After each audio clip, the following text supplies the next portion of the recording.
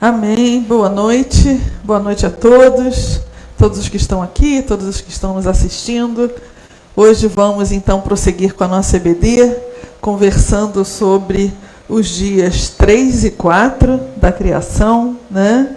Nós temos aqui avançado na cosmogonia, né, de uma forma assim tranquila, saudável, de uma forma a compreender, né, todo esse contexto aonde ela está inserida. Essa história, ela está inserida dentro de um contexto mosaico, aonde um povo sai do Egito e sai de uma região, então, de uma nação, né, que era muito ligada a diversos tipos de cultos.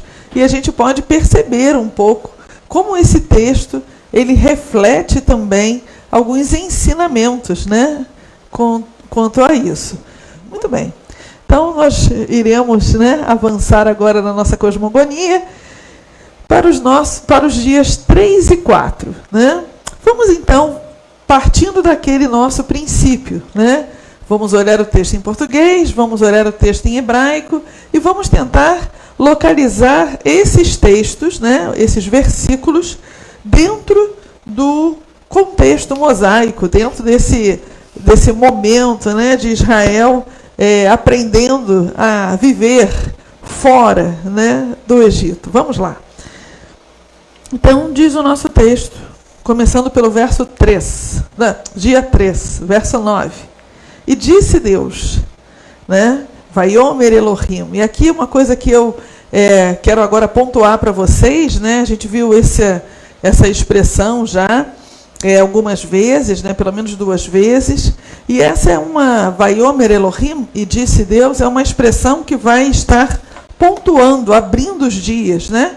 Essa é uma expressão importante para a gente, porque a criação, como ela está sendo narrada para nós, ela contém 6 sequências ordenadoras, né? Os 6 dias nos quais Deus criou todas as coisas. Então, aqui nós já estamos no 3º dia, e esse 3º dia, assim como o primeiro e assim como o segundo, foi aberto por essa expressão, Vaiomer Elohim, né? Ajuntem-se as águas debaixo dos céus, né? Para um lugar único, né? E aqui a gente tem uma palavra importante, que é o Errad, né? Então, El Makom Errad, esse Errad aqui, único, né? A gente vai ter essa palavra muito importante aonde? Essa palavra vai aparecer para a gente em Deuteronômio. Lá em Deuteronômio, capítulo 6, verso 4, né? Que vai falar para nós o quê? Que Javé é um único Deus, né? Não é? Shema Israel, ouça Israel, Yavé Eloheinu e Yavé Errad. Né? E é a mesma palavra aqui, ó, Errad, uma palavra importantíssima. Então, ajuntem-se as águas debaixo dos céus para um lugar único, e seja visto o elemento seco. E assim foi. Né? Então, aqui eu até botei, ó, tipo uma Pangeia, né? Lembram da Pangeia? Né? Quando todos os continentes estavam unidos, né, juntos, é o que a gente percebe aqui. Né? As águas são colocadas num lugar, e o elemento seco, então, ele aparece. Aparecem os continentes, né? E aí continua. E chamou Deus ao elemento seco terra, Eretz, e ao ajuntamento de água, mares. E viu Deus que isso era bom, né? Então, aqui a gente tem terra e mar sendo criado, ou aparecendo efetivamente, né? Porque nos outros dias nós vimos isso, né? A gente já tinha uma porção de água, a gente já tinha a terra, mas agora é diferente, né? Agora eles estão nomeados. São os mares, o mar e a terra. Da onde vão poder surgir o quê? As criaturas que vão habitar a criação, né? Então, e chamou Deus ao alimento seco terra, Eretz, e ao ajuntamento de água, mares. E viu Deus que isso era bom. E aqui eu queria destacar os mares e a terra, né? Primeiro a terra, né? A terra a gente viu na nossa primeira aula, né? Que ela é algo interessante, né? A terra, para os egípcios, ela também era uma divindade, né? Assim como os mares também são, as águas. Quem não lembra na primeira praga, né, que Deus manda sobre o Egito, aonde todas as águas que existiam viravam o quê? Cor de sangue, viravam sangue, né? Então, chamou Deus o elemento seco terra, Eretz, diferente. Lá, aqui em Gênesis a gente vai ver que vão existir duas terras, dois tipos diferentes de terra. Primeiro é o Eretz. O Eretz, ela é uma terra comum, uma terra, né, que a gente pisa, uma terra comum. A Adamá, que a gente vai ver daqui a pouco, em Gênesis 2, ela vai ser uma terra especial. Ela vai ser uma terra fértil. Ela vai ser uma terra própria para a agricultura. Mas aqui, nesse texto cosmogônico, a terra que nos é apresentada é um solo comum, um solo qualquer, né? Um solo, tá? E disse Deus, brotará brotação. Olha que coisa interessante. Brotará brotação. Aqui, olhem só, as palavrinhas são as mesmas, estão vendo? As duas palavras em vermelho, elas são idênticas. A diferença é que a primeira palavra em vermelho, essa daqui, ela tem essa letrinha na frente, ela tem 4 letras. E a segunda, olha, é a mesma palavra, só que só com 3 letras, né? Para quem sabe hebraico, a primeira palavra é um verbo e ela está com o tav na frente, né? Então aqui brotará brotação, erva que dê semente, e árvore frutífera produza fruto para si, que tenha em si a sua semente sobre a terra. E assim foi. Então veja, daquela terra que apareceu, agora começam a ser o quê? Habitada, vamos dizer dessa forma, né? Ela começa a ser o quê? Ela começa a ter coisas nela, elementos, né? E que elemento que ela vai ter? Ela vai ter o que brota dela. E o que brota dela, por enquanto, pelo menos, são as ervas, né? Então vão começar a aparecer as primeiras ervinhas ali, né? E é muito interessante, né? Produziu a terra relva, ervas que deem semente das suas espécies, e árvores fizeram fruto que era da sua semente. E viu Deus que isso era bom. E era tarde e amanhã, terceiro dia. Então, que coisa bacana, né? Deus aqui, ele está fazendo com que a terra comece a produzir. E olha que coisa interessante. Aqui esse verbo é muito legal, porque é como se Deus estivesse mandando a terra produzir, né? A terra tinha vida em si para fazer gerar as plantinhas. E é isso que o texto está nos falando, né?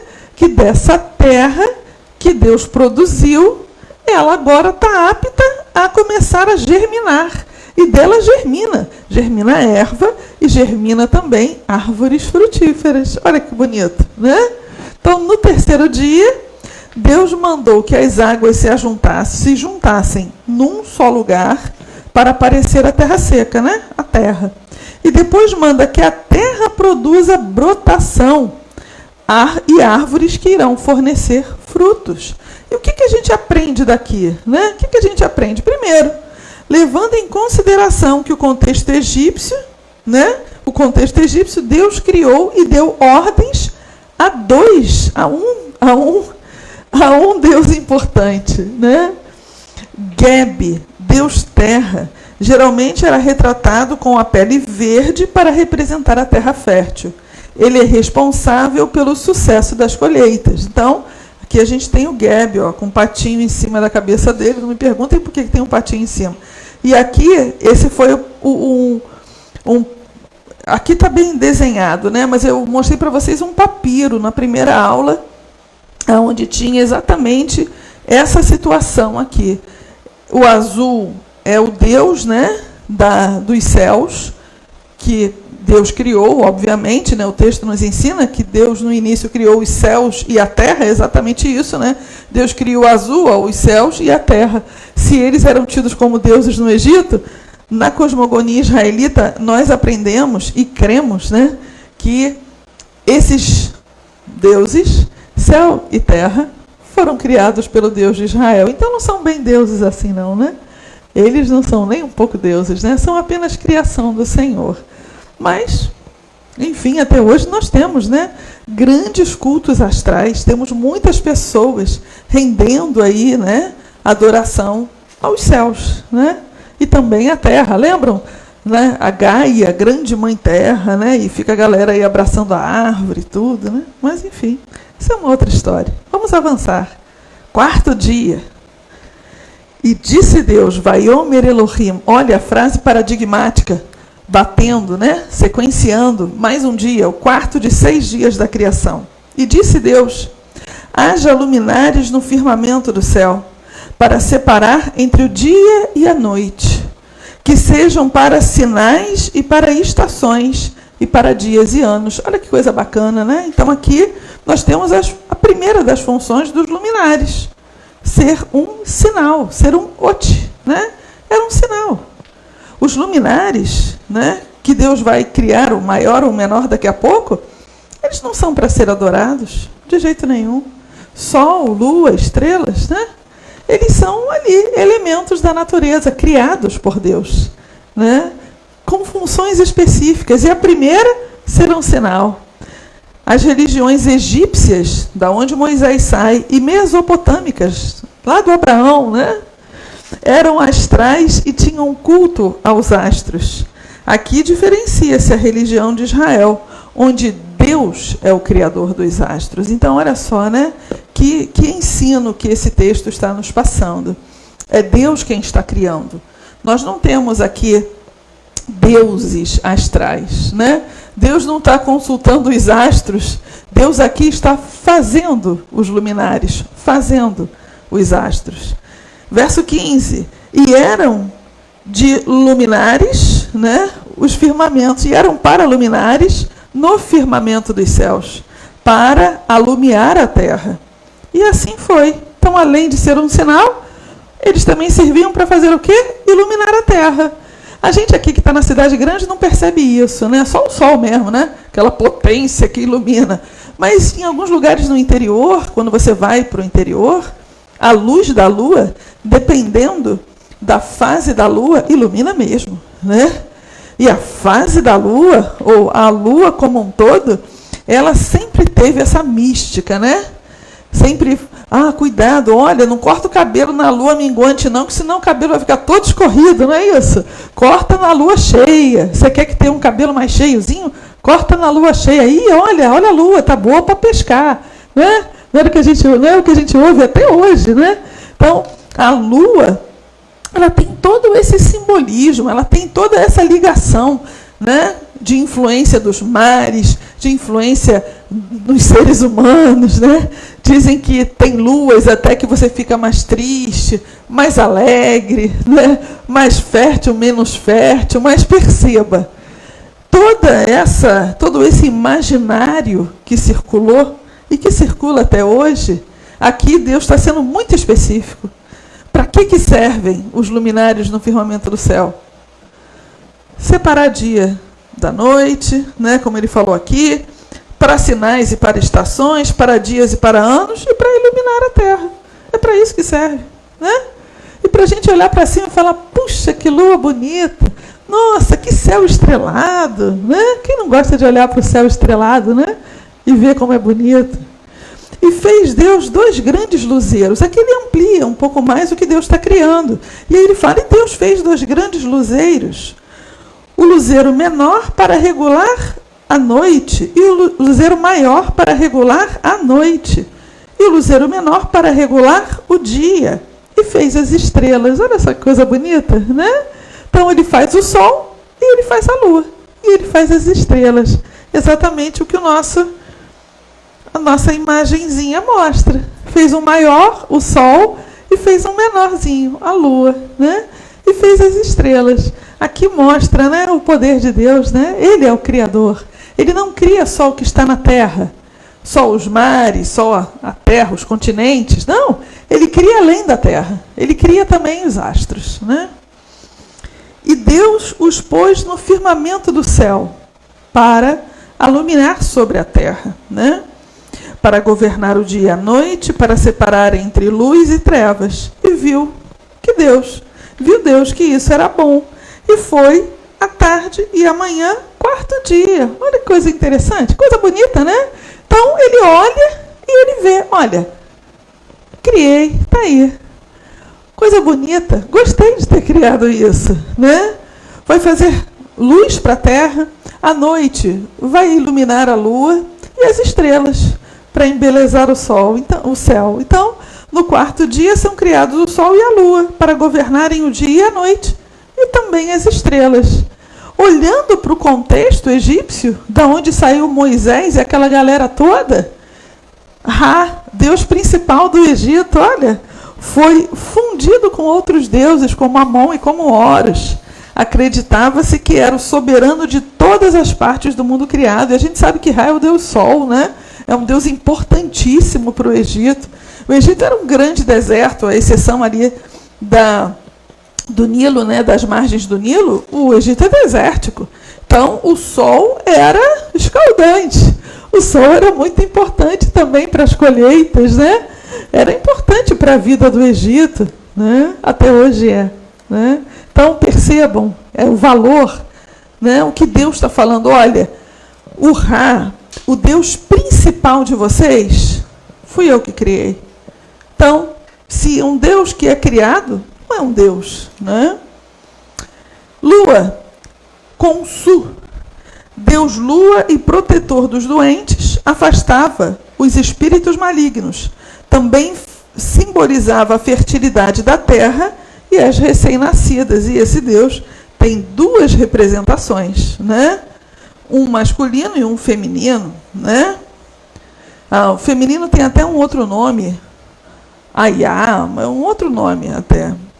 Mas, via de regra, o Consu tem duas representações. E isso é muito, muito importante para a gente. É muito importante a gente compreender o que está sendo passado aqui no terceiro e no quarto dia, né? Deus, ele faz a junção das águas, cria os mares, depois dessas águas juntas num só lugar, formam então a terra, os continentes, e agora, com os mares e os continentes construídos, Deus vai fazer com que da terra brote ervas e árvores frutíferas. E aí, para que esse ambiente funcione bem, mar e terra, ele cria o sol e ele cria a lua. Sol para governar o dia, lua para governar a noite, e as estrelas para embelezar o céu. Perceba que ele nem coloca função nas estrelas, né? Mas é para embelezar, né? Então aqui nós vemos como Deus começa então a preencher os ambientes criados. E é o que vai acontecer com mais intensidade agora no quinto e no sexto dia. Amém?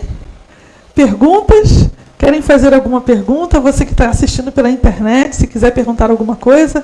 Pastor, pergunta? Não? Amém? Então podemos terminar nossa EBD. Se não há perguntas, se estão todos satisfeitos.